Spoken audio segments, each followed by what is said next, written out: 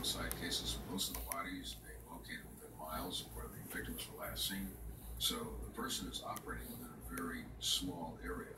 Profilers determined that although the killer probably had no more than a high school degree, he was highly intelligent and had problems with discipline. They surmised that the killer would continue to strike again. But on November 3rd, 1984, the serial murderer switches tactics. He abducts 17-year-old Lisa McVeigh as she rides her bike home from work. He holds McVeigh hostage for 26 hours, but doesn't kill her, choosing instead to drive her home. Once released, Lisa rushes home and tells her parents that she had been abducted by a white male in his 30s with a mustache and dark hair.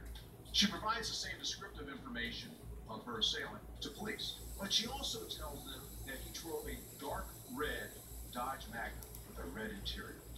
But since Lisa is left alive, police do not link her rape to the murders plaguing the Tampa area. Only 2 days after Lisa McVeigh's release, police find yet another body. On November 6th, a woman horseback riding on her ranch finds severed body parts scattered throughout a field. The body belongs to 18-year-old Virginia Johnson. It appears as though she's been dead for 2 weeks. The body is basically just bones, but a leash is still attached to the victim's neck, and red carpet fibers are found in her hair. The police realized that we still have a killer on loose. Johnson was last seen on Nebraska Avenue, walking to the Alamo Lounge where she waitressed. It's the same area frequented by murder victims Aaron Dinsmore and Sorry. A few days later, 21-year-old dancer Kimberly Swan was reported missing by her Go family. ahead and play your game. Swan danced You at gonna the let me use Sly the Fox phone while you Lounge on play? Nebraska Avenue. To the horror of the family and friends, bodies found on November 12th.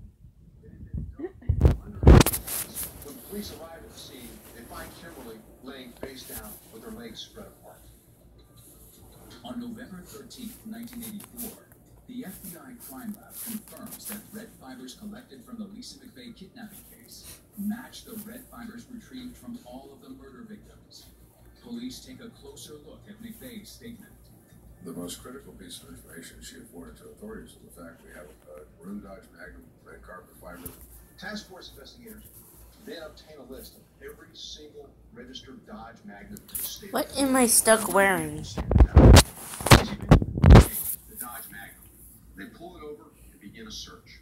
The owner appears to be cooperative. He even allows law enforcement to take his photograph. It's nice. With no contact, Do I wear that? Something like that? Do I wear something like this? she identifies Look. the person in the photo as You her can attacker, choose your own Bobby clothes Joe when we Long. go shopping. I don't care. Miss Robert, Bobby Joe Long. Bobby Joe Long was born in West Virginia in Oh, I wanted to turn your 1953. hair At the today. I age of left 2, the his stuff in parents the car. divorced, and he moves to Florida with his mother.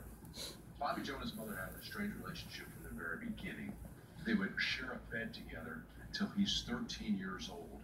His mother works at a bar called Big Daddy's, and she is gone until all hours.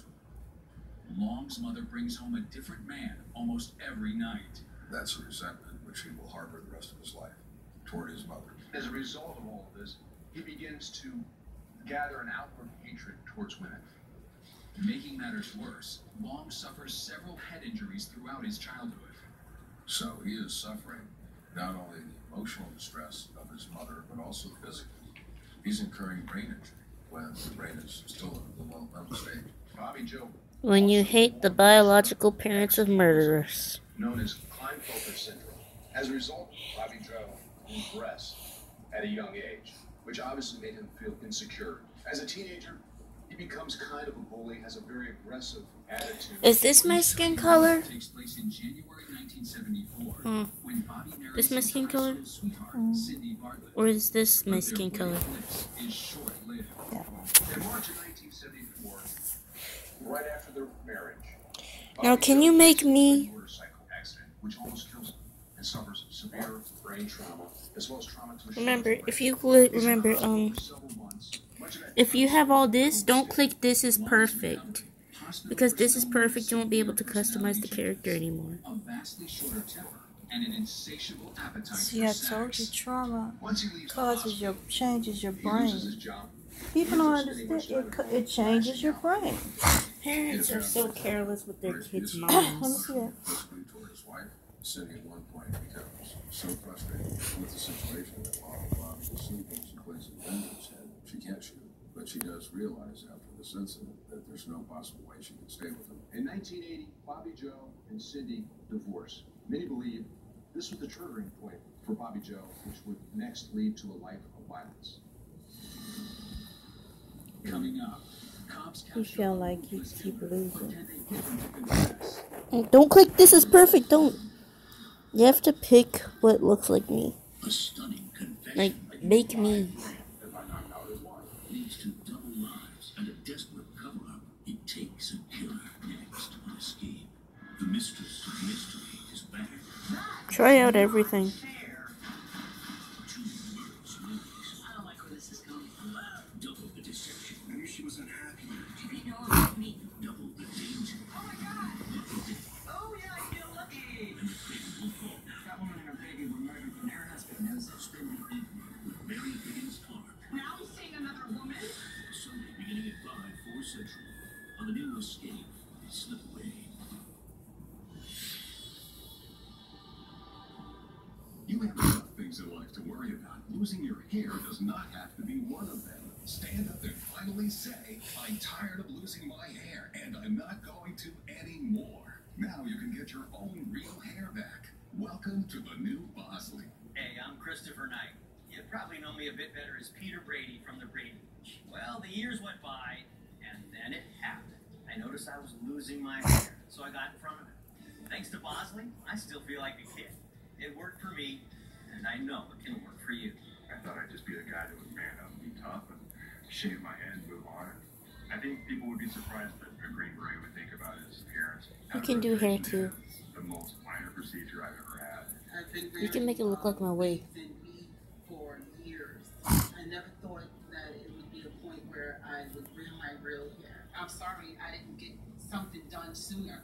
Based on your particular situation, we'll come up with a treatment plan. So when you leave our Bosley office, you're going to know what state your hair loss is in and what options are available.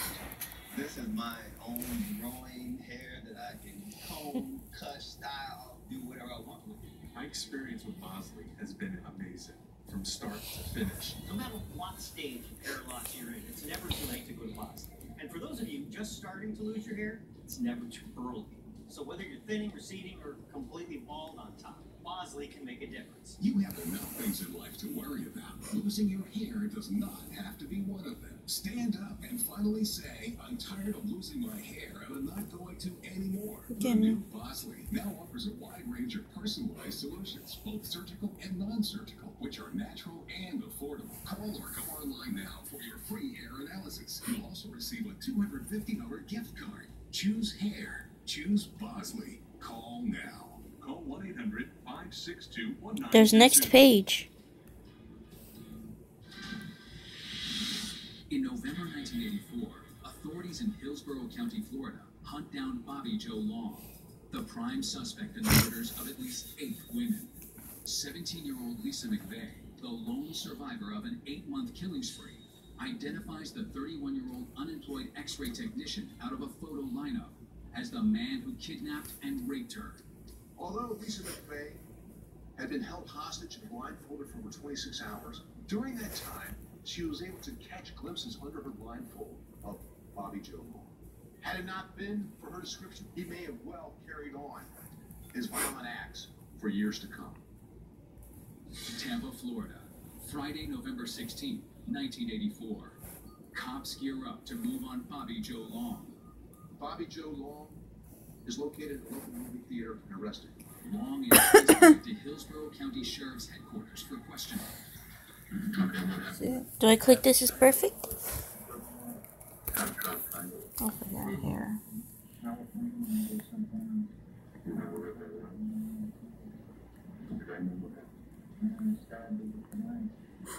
During post-arrest interrogation, he confesses to murdering 8 women.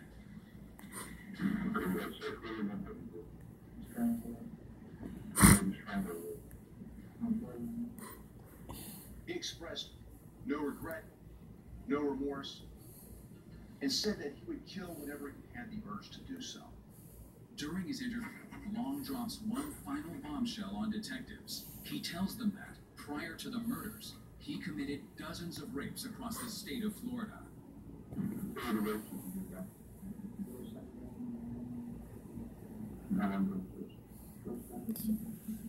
So this is good, right? He stopped the classified ad ratings because his MO, or mode of operation, is to answer ads in the newspaper where he can single out women and show up at their house.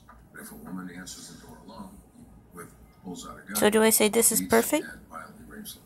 That means it's finished. It moves on to homes with for sale by owner signs. This is another method he uses to single out and find prey. Because the statute of limitations has expired, no charges are filed. Yes, I am beautiful, aren't I? It's reported that Bobby Joe Long had committed more than 50 rapes before moving on to the next level of violence. On November 16, 1984, the same day Long is apprehended, police discover a body floating in the Hillsborough River. It belongs to Vicki Elliott, a 21-year-old waitress who Bobby Joe had murdered 8 weeks prior. So I'm supposed to make... Dude, who should I base him off of? Because I want to base him off of real people. Investigators finally find Try basing him off of a family relative. Has to be a guy, though. Murdered first. Eventually, Bobby Joe Long strikes a plea deal with the prosecution. He agrees to plead guilty to 8 charges of murder and to the rape and kidnapping of Lisa McVeigh. When all is said and done, Bobby Joe Long received 692 years, 39 life sentences, and 2 death sentences for his crimes. He obviously hated women, hated his mother, and he just started killing. It's very tragic. All these women are dead, and he still lives. Following his incarceration, Bobby Joe Long gives a series of TV interviews where he seems genuinely remorseful, as if he's come to terms with the destruction he's caused. What, Umber? No, I don't like him. A lot of lies just got right down to think it's me. And it's not a good feeling. It's not. Why? I'm not proud of it. And showing like that, that's how Joanne looked when she was playing with the spirits. Cream? Yeah. Oh, but the skin looks so pretty in the app. I don't mind Umber. Umber looks like a pretty skin color.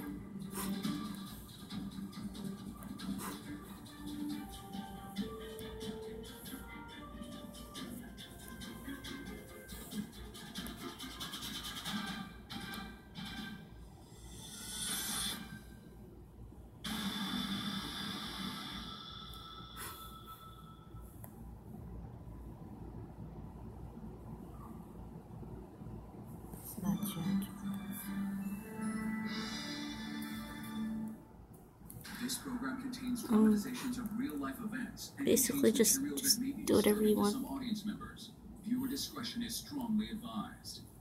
Today, on It Takes a Killer, money, sadomasochism, and murder. The savage killer of an upstanding wife and mother sends shockwaves through an affluent community. Actually, some people can have violet eyes. If you have partial albinism, your eyes can be purple because basically the blue mixes in with the blood color in your eyes. But if you have full-on albinism, your eyes are pink or red because the blood in your eyes and the blood in your body is clear. Those guys that have eyebrows like that, most of them be gay. And I'm going to show you another one. Okay. Mother of 2 kids and Those guys are gay?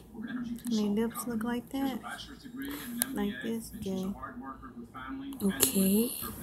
The 56-year-old businesswoman says goodbye to her employees, then makes the 7-mile. So you're making him look gay? No, I'm trying to make him look like a man. Sighting of Jane was 5:30. She was leaving work.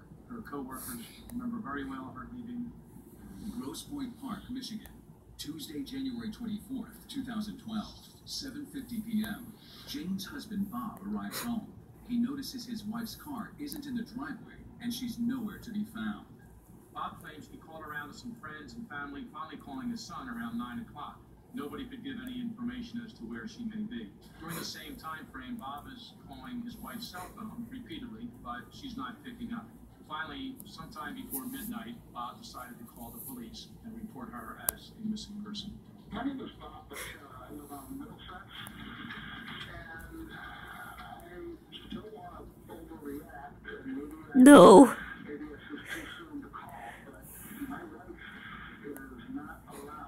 He tells the dispatcher when he's on the phone that she's been gone a few hours and this is out of the ordinary, her car's not here. Around 6 a.m. the next Pompadour. Babar. East Detroit neighborhood spots something odd. He's out driving around the street looking for stolen cars. And he comes upon a Mercedes SUV parked in an alley between a couple of abandoned buildings. He calls his dispatcher, who happens to find out from the police that that car is wanted in an investigation involving a missing person. Investigators rush to the scene. But police inspect the car and they find the remains of Jane Bashara. Jane's keys are lying on the driver's side floor. Her purse, containing her checkbook and cell phone, is strewn across the passenger side floor. A prescription bottle with her name easily visible is on the front passenger seat. It's clear to detectives that the crime scene has been staged. Jane is found in the back seat of her car.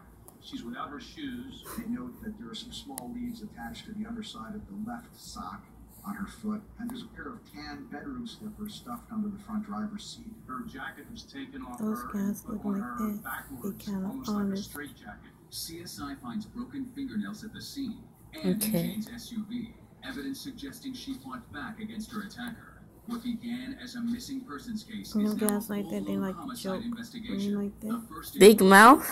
Yeah, they like to joke. Really? It's true. Every dude like that, look like that, they have a pleasant personality. But you don't want them because they lips, you know. I'm gonna take a screenshot of this. You don't want to do with big lips, but they are the ones that seem like they're pleasant. I'm gonna get a big lip man. No. But some big lip, no, don't do it.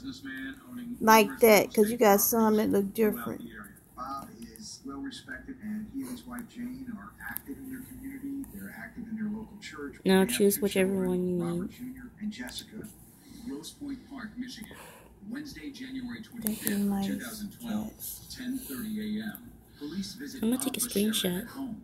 They notify him Dudes that that his look wife's like body that has be been found in her nice. car in At least they Michigan. be seeming like they are. Starts talking about where he was the day before. He's getting very defensive, but he didn't seem to be asking the right questions. What or color is his providing lips? The right answers at this point. And he showed no concern at all for his wife. And, as a matter of fact, doesn't even mention her or her death until after. Stop giving him lipstick. What are you doing? Why would they do that? Make his lips, I guess, I don't know, genetic color? Just make his lips look natural. Mom, make him look natural. I can't find a natural one. Well, make it match his skin tone. Her windpipe had also been crushed, as though someone had Where's the, stomped on her throat, which caused her to slowly die from strangulation. That evening, Bob Bashara visits the Grosse Pointe Park police station. They asked Does he look good to you? He agreed to do so, and his results were inconsistent. The investigators had more questions than answers. The more they talked to Bob Bashara. Well, yeah. Okay. He looks interestingly different. He's got a really big nose. Yeah, it's like that. Look like that. They be like, here. Oh. They photographed the interior and removed computers and documents as evidence. A guy with his hair And the pulled to the back and a rubber All band. kinds of evidence, and in fact found blood. It's the nerd. Forensic materials are sent to the state crime lab for testing, but it will take several weeks for the results to come back. Even though police don't currently have any evidence linking Bashara to his wife's murder, they officially named him a person of interest. In the meantime, Bob Bashara seems absolutely concerned about what in front of television cameras. We listen to the fact hundreds of supporters and people who have shown their love and respect for my Jane. On January 31st, 2012, hundreds attend Jane Bashara's funeral, including her husband. By the morning of Jane's funeral, the media had picked up on a few aspects of the investigation. Somehow they learned that there was more than one person possibly involved in her murder. 6 hours earlier, in the middle of the night, a man had walked into the Grosse Pointe Park police station and made a stunning confession. He literally tells the desk sergeant, "I'm here to confess to the murder of Jane Bashara." I hit her. And you hit her whiter than that. I knocked her down. I knocked her down. Did she knock out? No, she didn't get knocked out. What happens next? I went to pick her up. Why is it picking you? Coming up, the Jane Bashara homicide investigation takes a sharp turn as police unpack more gruesome details in the case. You're watching It Takes a Killer.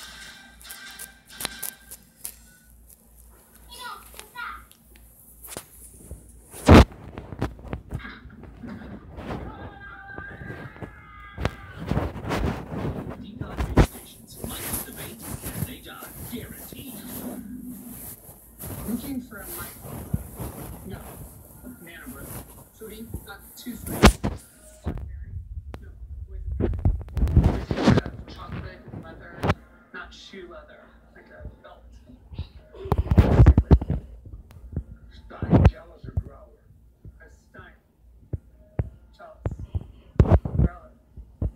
If you can get piggy with your beer, why not get piggy with your TV? Introducing a la carte TV only from Sony. Now you can pick your personal channel in from sports, kids, news, lifestyle. Start building your perfect TV package for $20 I moved this one in my bathtub. That's so gross. Stop paying too much for TV. Go to slingtv.com and start watching 7 days free. I look so pretty! I look so pretty, look! Yes, you do. I actually prayed for God to make it look exactly like me, and like do the guy's character, but I thought he was like doing the mean jock I was dating. But it turns out I got the nerd. I'm like, why is God making it look so sincere when I'm supposed to break up with him? Well, He's most likely going to be rude. I had no idea it was the nerd. he's a nerd. Yes, he's the guy I'm supposed to be with. If you or a loved one is losing control due to drugs or alcohol, the Addiction Recovery Group is here to help. It only takes one phone call to start getting your life back to the way it was. The call is free, and there's no obligation. Make today the first day of your life. Call now. In the story, my boyfriend cheats on me. Or the girl who's named after me cheats on... His name is Sydney. I guess he cheats on her or me. And I punch him in the gut. I would have really done worse, probably. I imagined in that situation, slapping him and then kicking him in his privates. And then slapping his girlfriend. And pushing her down and running away. And kicking her too and running off. Like... Get fresh ingredients and easy to follow recipes delicious meals in about 30 minutes. Visit homechef.com for $30 off your first order. Now you can afford a complete wardrobe and something for every occasion. At adoreme.com, shipping is free, exchanges are a breeze, and your first bra and panty set is just $24.95. Plus, get a free surprise gift from Adore Me. Go to adoreme.com now. On January 25th, 2012, police in Detroit, Michigan find the body of 56-year-old wife and mother, Jane Bashara, inside her Mercedes-Benz SUV, which is abandoned in an alley. She's been strangled to death. Homicide investigators immediately focus on Jane's husband, Bob, who reported her missing. They interview Bob Bashara numerous times and give him a lie detector test, which indicates deception. Police immediately look at Bob Bashara with a tainted eye because he didn't show any concern for his wife, and as a matter of fact, doesn't even mention her death until after he gives all his alibis, excuses. Grosse Pointe Park, Michigan, Tuesday, January 31st, 2012, 4:30 a.m. Joe Gentz, a handyman Bob Bashara has known for several months, walks into police headquarters and drops a bombshell. Joe Gentz says to the investigators he wants to confess to the murder. He tells them right up front he's the one who killed Jane Bashara. He tells me he wants his wife hit. And he goes, I want you to do this job. It's on a deadline. Bob says, hey, I'm on a deadline or you're on a deadline. He is on a deadline. Bob's on a deadline. Okay. Now, I'm like, what do you mean you're on a deadline? He says, I gotta have this done immediately. According to Gentz, Bob initially wanted him to kill his wife in a hit-and-run car accident. The next idea was to have her die in an accidental fall. This is what he said. I give you $5 grand if I knock out his wife.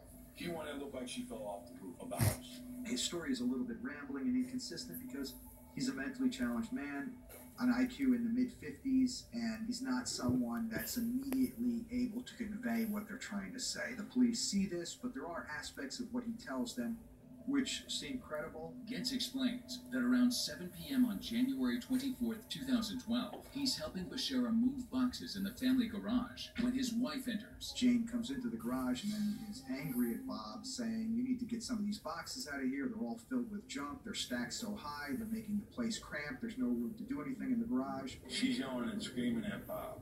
What's she saying? I want this out of here. Get your damn golf clubs, a lot more country club, and Bob says, shut the woman up now. According to Gentz, that's when Bashara snaps. He pulls a gun out, points it at Joe, and then tells Joe to end it. I look down a barrel and I'm like, oh. What happens next? He says, take her out. I'm taking you. Bob was going to shoot me. Okay. I hear it. Big 6'4", 260-pound Joe Gentz punched the woman in her head. She went down. She's laying on the garage floor, and then Bob Bashara points the gun at Joe and says, finish her now. Gentz takes his boot, crushes her throat, and ends up killing Jane on the floor of the garage. Bob says, take care of her. And I went, right bam. Took her neck out with my boot. And I was Does he see you step on her neck? Yep. Seen the whole damn fight. Bob says, make sure she's dead. Gentz claims he and Bashara dumped Jane's body to the back of a Mercedes-Benz SUV. Then he drives the vehicle to Detroit's east side. Bob follows Gentz in his own vehicle, and then Gentz gets out of her car, leaving the car in an alley, and at that point Bob drives away, leaving Gentz to fend for himself. Even with the confession, there's no concrete evidence to back up Gentz's story. The police aren't exactly sure what they have with Joe Gentz, and they're a bit wary of this man. Joe is not immediately arrested. He's allowed to leave. In the meantime, damaging reports about Bob Bashara begin to surface in the media. The police are trying to put the heat on Bob Bashara as a suspect. Bob Bashara, this upstanding businessman there in Grosse Pointe, Michigan, is discovered to be having something of a double life. He's into the world of S&M and involving himself with all kinds of sadomasochistic behavior. The real estate investor reportedly feeds his fetish for kink inside one of his most prominent properties, the Hard Luck Cafe. He even appears in promotional videos for the venue. In the basement of that cafe is at least one of his sex dungeons. There are different methods of constrainment. There's a little cabinet with sex toys and other methods of bondage. And Bob holds sex parties in there. People in the local area, including patrons of the Hard Luck Lounge, notice people coming and going at all hours, dressed in scantily clad outfits. The sex dungeon isn't Bob Bashara's only secret. Police discovered that he's carrying on a long-term affair with a woman named Rachel Gillette. The two met back in August 2008 through a BDSM website. Bob has the nickname Master Bob, and in emails back and forth with Rachel, he refers to her as Slave R. Initially, Bob lies to Gillette, telling her he's divorced. Bob told her he was in a sexless marriage with his wife. She broke it off with Bob numerous times. He would email her, he would text her, he would call her. He wouldn't give up. Eventually, in the fall of 2011, Bob has so convinced Rachel that she's his woman and that he is in fact done with his relationship with Jane, that the two start house shopping together after Bob gives her a promise ring. Could the extramarital affair be Bob Bashara's motive for the cold-blooded murder of his wife? Coming up, a shocking twist no one sees coming, as money exchanges hands to take someone out who may know too much. I would like 3 weeks vacation. 2 is standard.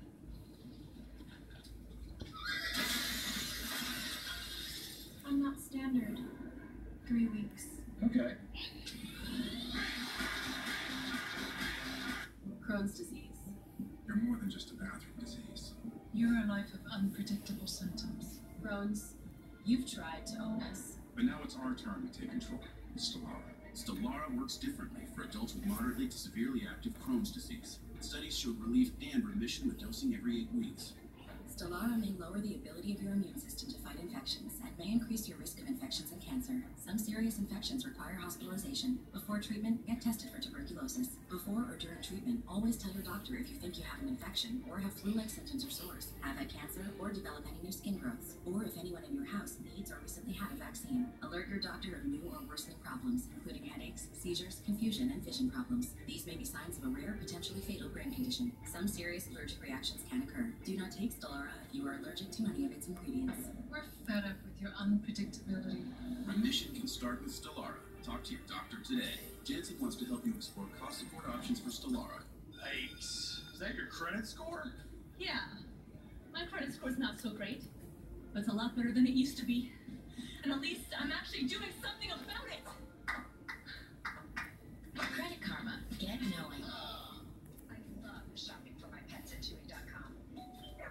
They have everything I could possibly need for my pets at amazing prices. There's no reason for me to shop anywhere else. Save 20% on your favorite brands and get fast free shipping. Shop online at chewy.com. When life gets busy, choose the immune supplement with more. Airborne, with 2 times more vitamin C than emergency gummies, and specially crafted vitamins, minerals, and herbs. Airborne, also with probiotics.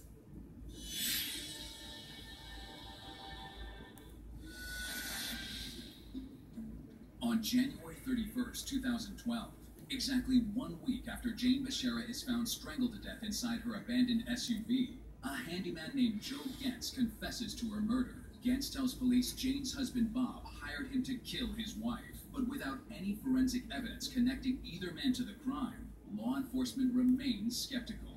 You have this individual, Joe Gentz. He's severely mentally challenged. He has implicated himself. He's also implicated Bob Beshara. But his mental standing is one of the main reasons why they can't immediately determine with 100% certainty that he is the suspect he claims to be. Rose Point Park, Michigan, Thursday, March 1st, 2012. Investigators get DNA results back from blood samples they collected inside the Beshara family garage. It's determined that Joe Gentz's DNA and Jane Beshara's DNA and blood are both found in the garage. Joe Gentz is in fact involved in the murder of Jane Beshara, and so Joe is arrested. But as the handyman waits for a hearing to determine if he's competent to stand trial, investigators uncover a deadly plot orchestrated by Bob Beshara to eliminate Joe Gentz. He wanted to kill Joe Gentz, who we know could be a viable witness against him. So he contacted his friend Steve, the man who originally introduced him to Joe, and asked for him to set up a hit. The Steve Beshara gets in touch with is Steve Thibodeau, a furniture salesman in Detroit. Beshara offers him 20 grand to take out Joe Gentz. Thibodeau was very uncomfortable with this scenario and went to the police. The police immediately involved the FBI. The plot was now thickening. East Detroit, Michigan, Monday, June 25th, 2012. Bob Beshara meets Steve Thibodeau at his appliance store to finalize the hit. Beshara is acting paranoid. Bob starts patting Steve down and says, if you're wearing a wire, just go ahead and shoot me now, he jokes. And in fact, he's not wearing a wire, but he's wearing a transmitter inside his shirt pocket. And it's a car key fob that's actually a recording device and a transmitter. And it's being monitored by the FBI. The FBI gets a crisp, clear recording of Bob Beshara giving Steve Thibodeau the $2,000 down payment on the $20,000 hit fee, and he literally asks Thibodeau for a receipt. Beshara leaves the store and returns to one of his properties in Grosse I need a Pointe. charger. Cops arrest him there. They charge him with solicitation In the to front. commit murder. 4 months later, in October 2012,